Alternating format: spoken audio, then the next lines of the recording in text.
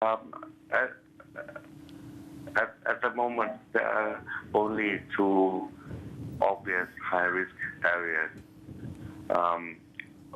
One area includes 27 communities who live on riverside and on canal side, communities which lie outside the flood walls.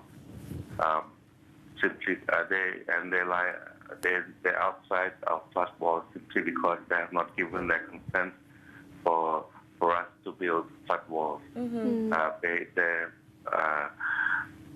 Their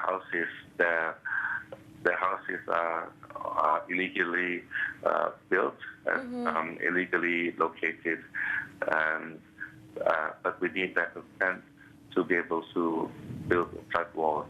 The other area that we are concerned with is eastern Bangkok, which is definitely underwater right now and could be more threatened if the Basak Dam, greater volume of water is drained from the Basak Dam, which is overflowing. It is overflowing at 140% of its capacity.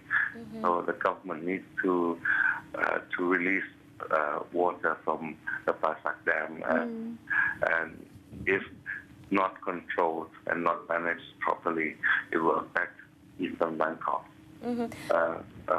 These are the two high-risk areas, the obvious high-risk areas. We have taken all precautions to look after the people in these areas. Right.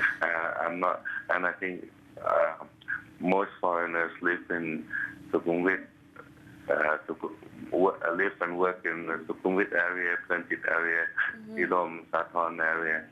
So I think they're fairly safe. I see.